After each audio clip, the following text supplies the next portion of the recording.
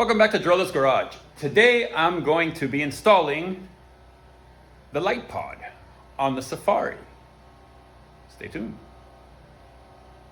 So not only is it really hot today, but I got construction going on next door and they have that generator going and I don't feel like listening to it, although they do have power there. I don't know why they got the generator going, but anyway, whatever. So basically I laid everything out on the table. I got the hardware that attaches this piece to this piece. These all attach the two pieces to the car. These are for the lights, the wiring, which should be pretty self-explanatory, you know, positive, negative, switches, you know, I mean, there's no real rocket science to that. And the lights. First thing I need to do is mount this thing here on top of the bonnet, mark the holes, and drill. As little enthused as I am about drilling holes into my hood, it's the only way to do it. So that's where I'm at. But first thing I have to do is attach this to this. That way when I put the whole assembly onto the hood, I have all the holes. There's 9 holes that need to be drilled that hold these two pieces on. And then basically the top piece slides on those slots on the screws that goes here to allow for adjustment, for height adjustment. So you can, you know, because otherwise if you put it on, the lights are going to be pointing way up. So you have to be able to raise it up a little bit, which is where that comes in, like that, to be able to point the lights down. And that's how that works.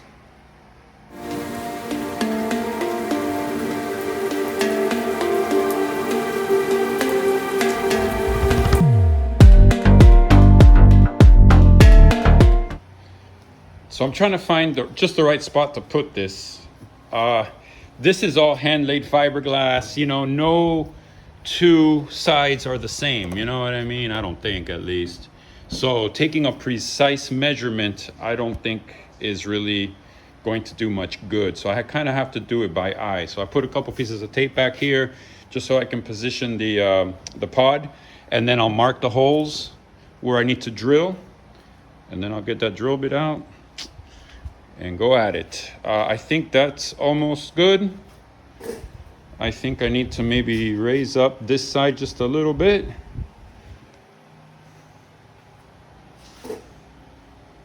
But again, I don't think there's going to be any exact science to this, just by eye.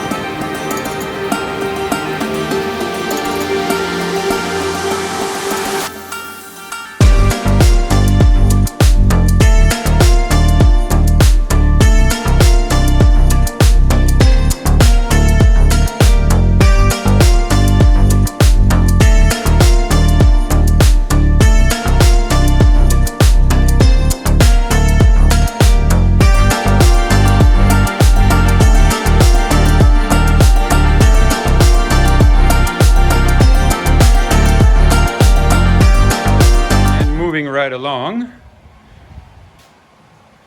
the lights are in. Like I said, I just used the regular screws. Whatever, somebody wants to take them off, take the light pod off for whatever reason, you take out 9 nuts from the bottom, the whole thing lifts off. And then what I did for the cables was I drilled a hole in the middle right here, and I put a grommet to pass the cables through. So you see I got the 9 little bolts, and then the one for the electrical cables there. I made a little L bracket to put here on one of them. I zip tied it there, and I zip tie. I still got to cut these guys, and I'm just running it along, running it here, and then this is where I'm at. It kind of looks like a scary piece of spaghetti, but it's not. It's actually pretty simple. I gotta hook up the positive and negative and run the switches. The other issue I'm having is with the extra weight, now the hood doesn't want to stay up by itself. So I gotta use that stick now to prop the hood up, otherwise it shuts on me, which is gonna get really old really fast. I do have a prop rod somewhere in here. You know, the one that you bolt here and then it comes down, or vice versa, or bolts there and comes up, I don't remember. But I need to install that. But in the meantime, I'll just be using the broomstick. Looks pretty good though. So here's where we're at. The lights are in. I like it. Let me give you a full tour here of what's going on and what it entailed to get to this point. One thing I still have to do, I have to wait till it's dark to adjust it. See here, I think I had mentioned it before with the slots, I might have to tilt them up a little bit to point the lights down. As they are, I think they're pretty good, but I don't know. I don't like just, you know, since these are fluted and these are not, they kind of look blingy, but it is what it is. I have a cover that I'm gonna actually put on now that I have to drill. Actually, no, wait, didn't it come with some? Anyway, I have to put the brackets here to put the cover. So let me show you how I did the wiring on this thing. Let me open the bonnet here. As I showed before, I put a hole here with a grommet. I ran the cables in. They hook up here. I was thinking about drilling a big hole for this guy, actually for both of them, but I think just one small hole, you know, this hole's a lot smaller than what I would have had to do that. So I ran the wire down here, ran it along here, ran it down here. Basically, then I scrunched everything up here. You see, I have the 2 relays.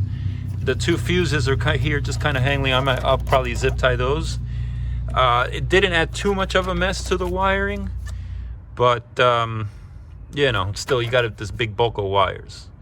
Then, to go that way, I wrapped in cloth tape the wires that go towards the switches, and then there's a bunch left over, so I wadded it all up here and I wrapped it with cloth tape. I may redo that at some point, I don't know, maybe not, I don't know, it's not really a big deal. And then it goes up that way. There's a little hole over there. I put the plugs through there, and I put the switches right here. It'd probably be nicer to have some toggle switches, but hey, this is that's what it is, you know. So let me turn them on. When they're green, the lights are not on, and then when they're red, the lights are on. So it all works. All the lights are working. So that's good. I actually had to hook that up. Okay, so that was the other thing. There's a white wire that comes that is somewhere down here. This one, those 2 little white wires you see there, those are signal for the relays. So what I did was I took the signal from the radio, the same keyed input, whatever, keyed 12 volts, switched 12 volts. That goes to the radio, and I use that to power the relays. So now everything works as it should.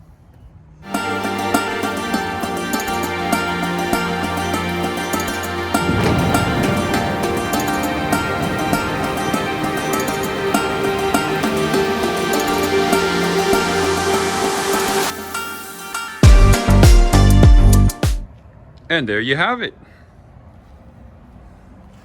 Lights are on and working. I had a little bit of an issue because originally the wires that I hooked up for the signal for the relays wasn't a good strong signal, so the relays were buzzing like crazy, and I was like, oh man, dirty, these are trash, whatever. But no, they're fine. They just needed a good supply of 12 volts. And that will wrap up today's video on the Safari car with the pods, the pod lights. I think they came out nice. I don't know how they could be any better. I'm happy. So now it's time to go get this thing dirty again, and I think I'm gonna do that tomorrow. I'll see if I can make a video about that, but got to get some mud back on that thing. So I hope you enjoyed the video. Car is coming along. I need to do something with that roof rack that I had bought. It's not really any good, so I need to replace that.